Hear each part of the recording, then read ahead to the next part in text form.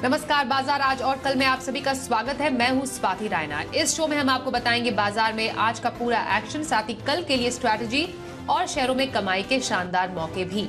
आप भी पूछे सवाल, व्हाट्सएप करें, नंबर है 9582222266। सोशल मीडिया पर भी अपने सवाल भेज सकते हैं। फेसबुक पर @ZBusiness Online और ट्विटर पर @ZBusiness पर अपने सवाल भेजें #बाजार आज और कल लिखकर। और आपकी कल की तैयारी कराने के लिए जी बिजनेस के मैनेजिंग एडिटर अनिल सिंघवी से करेंगे खास बातचीत। और एक और खास मेहमान है हमारे साथ, प्रॉफिट मार्ट सिक्योरिटीज के अविनाश गोरक्षकर। अविनाश जी का स्वागत करते हैं शो में। बातचीत उनसे शुरू करेंगे, उससे पहले आज के बाजार पर एक नजर डाल लेते हैं। हफ्ते के चौथे कारोबारी दिन भारतीय शेयर बाजार गिरावट के साथ ही बंद हुए। सेंसेक्स 311 अंक गिरा, 58,775 के स्तर पर बंद हुआ, तो निफ्टी 82 अंक फिसलकर 17,522 के लेवल पर बंद होने में कामयाब रहा। बैंक निफ्टी 88 अंक टूटकर 38,950 के स्तर पर आज हुआ बंद।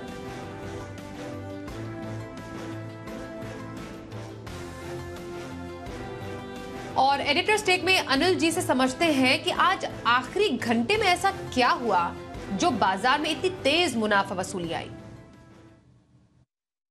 भारतीय बाजारों में दिखा आज जबरदस्त एक्शन, और एक्शन दोनों ही तरफ, तेजी का भी मंदी का भी। शुरुआत तो दमदार होनी थी क्योंकि दुनिया भर के बाजारों से थोड़े बेहतर संकेत। अमेरिका में कल हरे निशान में हुई क्लोजिंग। 3 दिनों की कमजोरी के बाद डाउ चढ़कर बंद हुआ और डाउ फ्यूचर्स सुबह से मजबूत।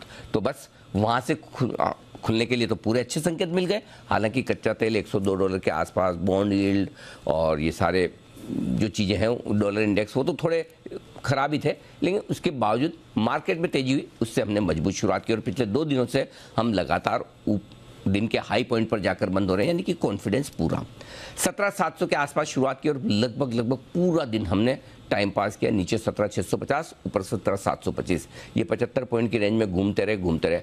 आखिरी आधा पौन घंटा, 1 घंटा बड़ा भारी पड़ा। 2:30 बजे के बाद जो मुंह आया वो गजब का था, और ये मुंह आया एक्सपायरी की वजह से थोड़ा, कि वायदा कारोबार की मंथली एक्सपायरी थी, लॉन्ग पोजीशंस बनी हुई थी, थोड़ा सा झटका लगा तो धीमे धीमे कम होने लगी, पहला।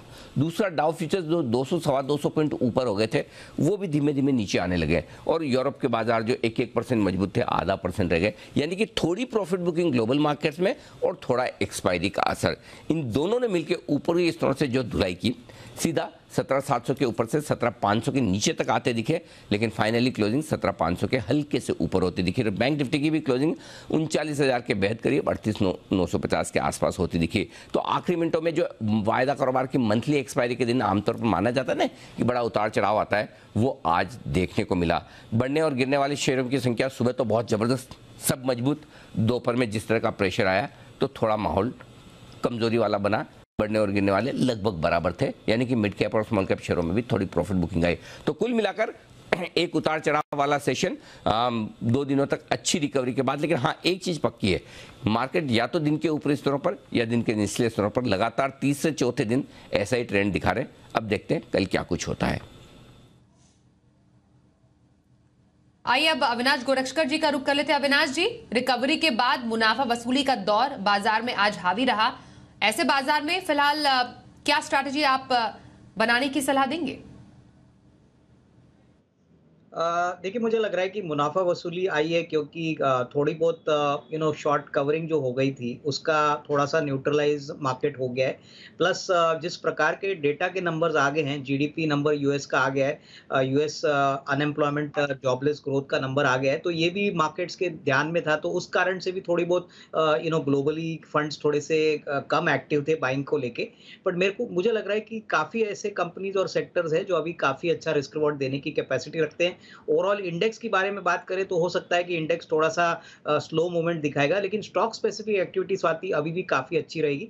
तो मेरे ख्याल से आई थिंक इन्वेस्टर्स को स्टॉक स्पेसिफिक अप्रोच ही अडॉप्ट करना चाहिए। इंडेक्स थोड़ा सा वोलेटाइल जरूर रहेगा, और जब तक 18,000 का लेवल कन्विंसिंगली क्रॉस नहीं होता तब तक मेरे ख्याल से ऊपरी लेवल पे थोड़ा सा मार्केट रेजिस्टेंस दिख सकता है।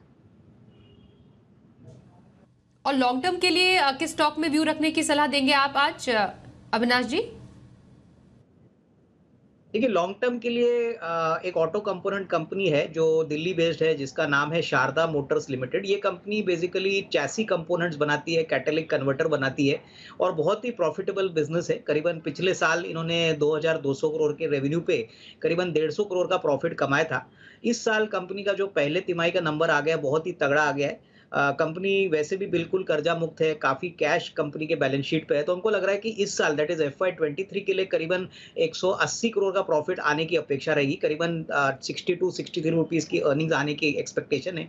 तो उस पॉइंट ऑफ व्यू से ये शेयर ऑटो कंपोनेंट स्पेस में काफ़ी सस्ता लग रहा है। मुझे लग रहा है कि यहाँ पे कंपनी का जो ग्रोथ मोमेंटम है वो काफ़ी स्ट्रॉन्ग रहेगा। इन्होंने इलेक्ट्रिक व्हीकल के बिज़नेस में भी एंट्री की है।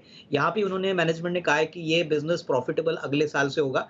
तो यहाँ पे करीबन 925-950 रुपए का टारगेट प्राइस आपको अगले 12 से 15 महीने में मिलने की पोटेंशियल रहेगी। तो ये डेफिनिटली एक अच्छा वैल्यू पिक रहेगा शारदा मोटर्स, जो आपको अच्छी कमाई देने की पोटेंशियल रख सकता है।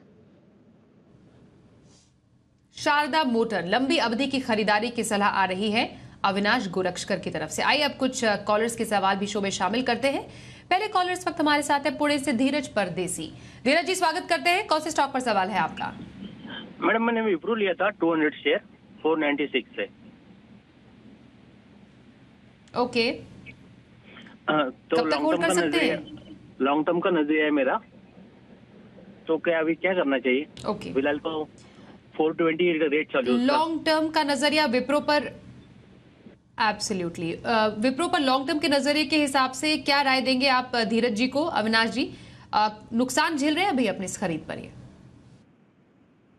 नहीं, बिल्कुल स्वाति, मुझे लग रहा है कि देखिए अगर इनका नज़रिया कम से कम साल 1.5 साल का है तो ही इसमें आप पोजीशन रिटेन कर लीजिए, क्योंकि शॉर्ट टर्म में कम से कम आने वाले 2-3 क्वार्टर्स तो बिजनेस आउटलुक काफ़ी चैलेंजिंग रहेगा। जैसे सभी को पता है कि यूएस की इकोनॉमी में जीडीपी ग्रोथ रेट माइनस हो चुका है, तो रिसेशन में टेक्निकली वो गई है।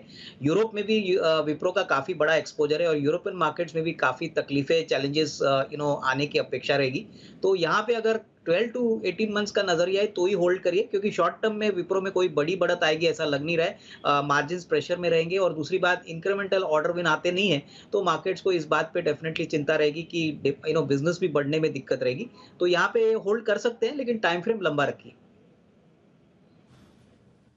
लंबे टाइम फ्रेम के लिए होल्ड करने की सलाह आ रही है आपके लिए विप्रो पर। आगे बढ़ते हैं, एक और कॉलर से बात करें। वडोदरा से कुमार हमारे साथ है। कुमार जी, स्वागत करते हैं। कौन से स्टॉक पर आपका सवाल है? इमामी पे है मैडम। मेरे पास 2016 से ये पड़े हुए हैं, करीब 400 से 700 की एवरेज है। तो मुझे ये जानना था, उसमें कुछ डिविडेंड और ऐसा कुछ ग्रोथ भी नहीं दिख रहा है, तो कब निकले और किस में शिफ्ट हुए? तो कुछ 100 जैसे रखने भी है। 2016 से इमामी के शेयर इनके पास है। अभी तो इनकी खरीद से तो लगभग आधा ही हो गया है शेयर और भारी नुकसान में भी है। क्या करें इमामी में ये?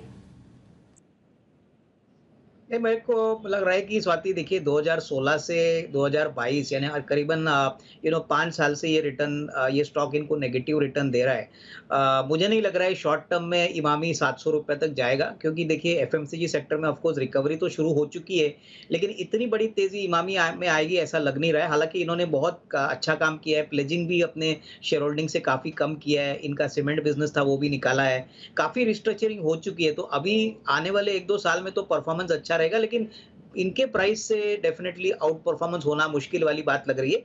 मेरे ख्याल से अगर ये चाहे तो गोदरेज एग्रोवेट में शिफ्ट कर सकते हैं, जो करीबन 500 रुपया चल रहा है। और यहाँ पे मुझे लग रहा है कि एग्री स्पेस में ये काफी अच्छा विकल्प है, जो इनको काफी अच्छा मुनाफा अगले 6 से 12 महीने में दे सकता है। तो ये एक स्विच अगर वो करते हैं तो मेरे ख्याल से अच्छा रहेगा, क्योंकि इमामी वापस 700 रुपये टच करेगा ऐसा नियर टर्म में तो लग नहीं रहा है।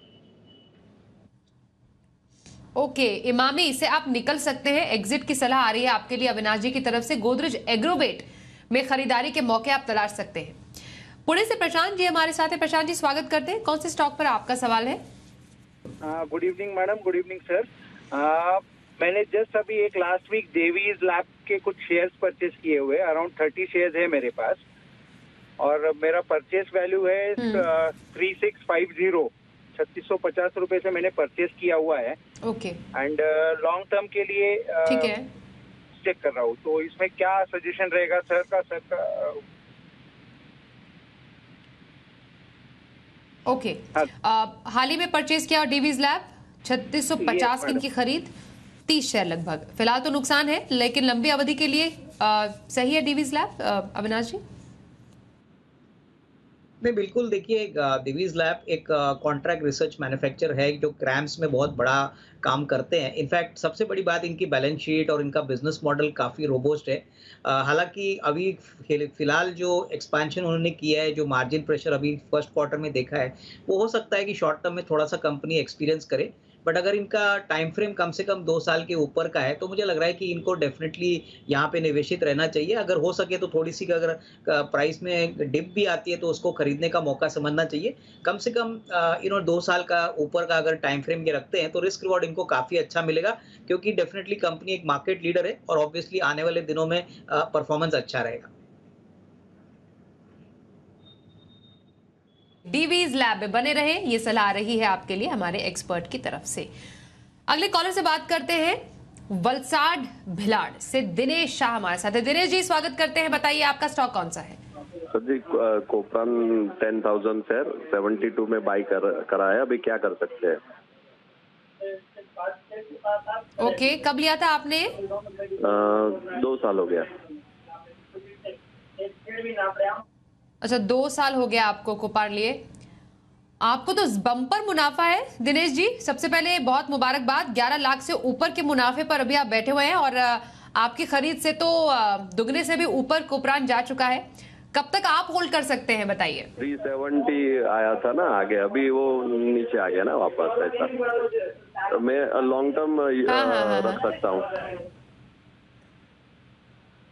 ओके, लॉन्ग टर्म रख सकते हैं। कोपरान पे क्या इनको स्ट्रैटेजी देंगे? बहुत ही जबरदस्त मुनाफे पर ये फिलहाल बैठे हुए हैं।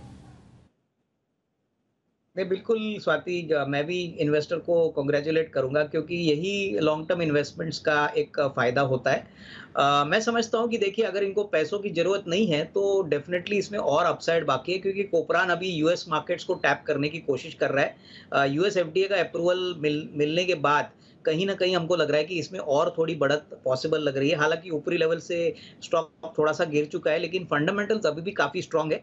मुझे लग रहा है कि करीबन 225-230 का एक नियर टर्म का टारगेट बन सकता है। तो यहाँ पे पोजीशंस होल्ड करिए। करीबन 12-15 महीने के लिए आप होल्ड करते हो तो रिस्क रिवॉर्ड आपके लिए अच्छा रहेगा। ओके, तो बने रहने की सलाह कोपरान में अभी भी आपके लिए आ रही है हमारे आज के एक्सपर्ट की तरफ से। पुणे से प्रदीप पोलेकर हमारे साथ है। प्रदीप जी, स्वागत करते हैं। बताइए आपका कौन सा स्टॉक है? नमस्ते, मेरा स्टॉक है अदानी एंटरप्राइजेस। 100 शेयर्स लिए मैंने 3175 के प्राइस पे। ओके, हेलो, 3175 है इनका खरीद भाव और फिलहाल ये नुकसान पर भी है। कब तक होल्ड कर सकते हैं आप अदानी एंटरप्राइज? 1 साल के लिए। 1 साल के नजरिए के लिए अदानी एंटरप्राइज में क्या सलाह देंगे अविनाश जी? नहीं, मेरे ख्याल से देखिए, पहली बात तो अडानी के सारे ग्रुप स्टॉक्स में हमको थोड़ी बिकवाली दिख रही है, क्योंकि रिसेंटली कोई रिपोर्ट मार्केट में आई थी जिन्होंने कहा था कि पूरे जो अडानी ग्रुप की कंपनियां हैं, इनका टोटल जो ग्रॉस डेट है वो करीबन 3 लाख करोड़ के आसपास है। तो ये चिंता का विषय है। मैं निवेशक को यही कहूंगा कि ऐसी कंपनीज में डेफिनेटली लॉन्ग टर्म व्यू रखना जरा डिफिकल्ट होता है। तो साल भर में कोई भी बढ़त आपको मिलती है तो यहाँ से निकल जाए। मैं समझता हूँ कि अडानी ग्रुप कंपनीज में जो सबसे बेहतरीन कंपनी है वो अडानी पोर्ट है। अगर ये अडानी पोर्ट्स में अपना पोजीशन शिफ्ट करते हैं तो इनको शायद ज़्यादा रिस्क रिवॉर्ड मिलेगा। अडानी एंटरप्राइजेज एक होल्डिंग कंपनी है और हमको लग रहा है कि वैल्यूएशन सस्ते नहीं है, काफ़ी महंगे हैं। तो कोई भी बढ़त आता है तो इसमें से निकल जाना चाहिए। और शिफ्ट के पॉइंट ऑफ व्यू से अडानी पोर्ट मुझे लग रहा है अच्छा विकल्प हो सकता है, क्योंकि ये मैन्युफैक्चरिंग सेक्टर को रिप्रेजेंट करता है और जिस तरीके से जीडीपी ग्रोथ का परफॉर्मेंस इंडिया में आएगा इस साल, उसका बेनिफिट कंपनी को जरूर मिलेगा। ओके, अदानी एंटरप्राइज से निकलने की सलाह आपके पास आ रही है। अदानी पोर्ट्स में आप खरीदारी कर सकते हैं। ये है हमारे एक्सपर्ट अविनाश गोरक्षकर की सलाह। मुंबई से सुदर्शन भाबल से सवाल लेते हैं। सुदर्शन जी, बताइए, स्वागत करते हैं आपका। कौन सा स्टॉक है आपका? मैंने ना पावर ग्रिड के 1100 शेयर लिए हैं शॉर्ट टर्म के लिए, ट्रेडिंग पर्पज। ओके, ठीक है। और खरीद आपकी 230 रुपए 60 पैसे है? हाँ, 230, हेलो, 230.60 के रेट पे बाइंग प्राइस है। ओके, ट्रेडिंग पर्पस से, ट्रेडिंग पर्पस, ठीक है, ट्रेडिंग पर्पस से पावर ग्रिड क्या करें? स्वाति, मुझे लग रहा है देखिए ट्रेडिंग कॉल है तो इनको कम से कम 218 का एक स्टॉप लॉस लगाना चाहिए। अगर ये 218 के नीचे जाता है तो पोजीशन से एग्जिट करे, अदरवाइज ये पोजीशन अभी भी होल्ड कर सकते हैं। इनके पास अगर थोड़ा सा समय है तो पावर ग्रिड में डेफिनेटली अच्छी तेजी आ सकती है क्योंकि पावर सेक्टर फ्लेवर में है, बट डेफिनेटली ये 218 का जो स्टॉप लॉस है वो ध्यान में रखिए क्योंकि शॉर्ट टर्म पोजीशन है। अगर medium to long term position होती तो मैं इनको कहता कि कम से कम 6-8 मंथ्स में अगर ये होल्ड करते हैं तो अच्छी खासी risk reward even current level से मिल सकती है। ओके, पावर ग्रिड 218 का स्टॉप लॉस ध्यान रखें और थोड़ा लंबा रख सकते हैं तो आप इसको होल्ड भी कर सकते हैं थोड़े लंबे अवधि के लिए। अगला सवाल लेते हैं व्हाट्सएप से। हमारे पास जम्मू से गुंजन जैन भेज रही हैं। BHEL पर इनका सवाल है। 575 इनके शेयर है, 50 इनकी खरीद है। खबर ये भी आई कि शेयर 9% उछाल के साथ वायदा का टॉप गेनर बना। दरअसल शेयर 6 महीने का ऊपरी स्तर छू चुका है। ब्लॉक डील के बाद इस शेयर में तेजी रही। ये एक न्यूज ड्रिवन हमने एक मूवमेंट देखी आज शेयर में। गुंजन जी को थोड़ा मुनाफा भी है, फिलहाल क्या करें ये भेल के साथ? देखिए, अगर इनके पास 6 to 12 मंथ्स का टाइम फ्रेम है स्वाति, तो कैपिटल गुड सेक्टर में ये एक ऐसा शेयर है जो बहुत कम चला है, लेकिन जिस प्रकार की Q1 के नंबर्स आ गए हैं, मैनेजमेंट की कमेंट्री आई है, मुझे लग रहा है कि इनकी बाइंग प्राइस बहुत अच्छे लेवल पे इन्होंने की है। तो करीबन 74-75 का एक प्राइस लेवल जब तक आता नहीं है तब तक ये होल्ड कर सकती है और मेरे ख्याल से आने वाले 6 to 12 मंथ्स में कंफर्टेबली पॉसिबल लग रहा है क्योंकि ऑर्डर बुक अच्छी है, एग्जीक्यूशन अच्छा है, तो बेल में डेफिनेटली और तेजी in the near term possible लग रही है। तो मेरे ख्याल से यहाँ पे होल्ड करें, बेचने की जल्दी ना करें। ओके, BHEL बने रहे, बेचने की जल्दी ना करें, राय आ रही है अविनाश गोरक्षकर जी की तरफ से। कल के बाजार पर क्या रखें खास स्ट्रैटेजी और बाजार के लिए अहम संकेत, समझते हैं अनिल जी से। कल होगी आपके लिए नई सीरीज की शुरुआत। जी हां, सितंबर की सीरीज। और आज जिस तरह का उतार चढ़ाव भरा सेशन दिखा, देखते हैं अमेरिका में क्या कुछ होता है। और भारतीय बाजारों के बंद होने के वक्त डाउ फ्यूचर्स लगभग 100 पॉइंट ऊपर थे। तो अमेरिका का सेशन आज काफी इंपॉर्टेंट होगा। अमेरिका में 3 दिनों की जैक्सन होल की मीटिंग भी शुरू हो रही है, उस पर भी नजर रहेगी। नई सीरीज की शुरुआत में आपके लिए लेवल्स क्या इंपॉर्टेंट है। 17,350, 17,450 कल आपके लिए रहेगी सपोर्ट रेंज, और ऊपरी स्तरों पर 17,600 से 17,700 वो रेंज है जहां पर आएगी प्रॉफिट बुकिंग। 100 पॉइंट की रेंज इसलिए कि मूव थोड़े बाजार में आ रहे हैं बड़े। अब आइए बैंक निफ्टी नीचे की तरफ 38,550, 38,650 तुरंत होगा सपोर्ट, और ऊपरी स्तरों पर 39,400, 39,500 होगी रुकावट की जगह। यानी कि बड़े बड़े 500 पॉइंट इधर या उधर के लेवल्स निकल कर आ रहे हैं। वजह भी साफ है, पिछले 3-4 दिनों से बाजार के एक्शन बढ़ रहे हैं। अब देखते हैं कल का सेशन थोड़ा नई सीरीज के हिसाब से भी होगा और साथ ही ग्लोबल मार्केट्स के बड़े डेवलपमेंट पर भी। लेकिन जो क्लियर कट डायरेक्शन बाजार को चाहिए वो आपको मिलेगा सोमवार सुबह से, जब जैक्सन हॉल में जेरेमी पावेल साहब का बयान होगा। वो शुक्रवार देर रात को होगा, उसका असर हमें सोमवार को देखने को मिलेगा और उसके दम पर हम तय करेंगे कि वापस से हमें 17,350 की तरफ जाकर थोड़ा नीचे जाना है या फिर 17,800 को पार करके थोड़ा और ऊपर जाना है। तो 1-2 ट्रेडिंग सेशन शायद बाजार थोड़े उतार चढ़ाव भरे रह सकते हैं। आइए अब आपको बताते हैं वायदा बाजार में ऑप्शन की किस रणनीति से कल आपको मिलेंगे कमाई के मौके।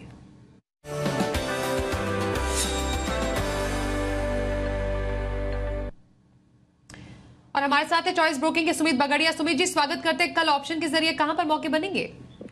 नमस्कार स्वाति, गुड इवनिंग। कल ऑप्शन के जरिए 2 स्ट्रेटेजी है मेरे पास, दोनों तेजी की तरफ की है। डिवीज लैब पहला स्टॉक है। डिवीज लैब के अंदर 3500 का कॉल 155 के आसपास लेने का सलाह रहेगा। 125 का इसके अंदर स्टॉप लॉस लगाना है और ऊपर में टारगेट 185 रुपए से लेकर 200 रुपए तक के देखने को मिल सकते हैं। तो डिवीज लैब का 3500 का कॉल ले सकते हैं। दूसरा स्टॉक है ABFRL। ABFRL में 300 वाला कॉल 13 रुपए के आसपास लेने का सलाह रहेगा। 10 रुपए का इसके अंदर नीचे में स्टॉप लॉस लगाना है और ABFRL में 300 के कॉल में ऊपर में जो टारगेट देखने को मिल सकते हैं वो 18 से 20 रुपए तक के होंगे। तो दूसरा स्ट्रेटेजी ABFRL का है। बहुत धन्यवाद सुमित जी, कल की ऑप्शन स्ट्रेटेजी बताने के लिए। और हफ्ते भर का नजरिया किस स्टॉक में रखने की सलाह देंगे, अविनाश जी से समझते हैं। बताइए सर। इनफैक्ट स्वाति, हफ्ते भर का नजरिया हमको बैंकिंग सेक्टर में फेडरल बैंक पसंद है। हमको लग रहा है करंट लेवल 113 का है, यहाँ पे 107 108 का स्टॉप लॉस कोई अगर रखता है तो करीबन 120 124 का एक टारगेट प्राइस पॉसिबल है। कंपनी के नतीजे तो अच्छे ही है, पर मुझे लग रहा है कि बैंकिंग सेक्टर में ये काफ़ी अच्छा वेल पोजीशन स्टॉक है। थोड़ी सी बिकवाली आज देखने को मिली है, लेकिन अगर हम 8 से 10 दिन का नजरिया ले और थोड़ा मीडियम टर्म व्यू ले तो मुझे लग रहा है कि अच्छा खासा रिस्क रिवॉर्ड यहाँ पे मिल सकता है। तो ये मेरी तरफ से positional pick. Positional pick Federal Bank में खरीदारी की सलाह अविनाश गुरक्षकर की बहुत धन्यवाद करेंगे सर, हमारे साथ शो में शामिल हुए।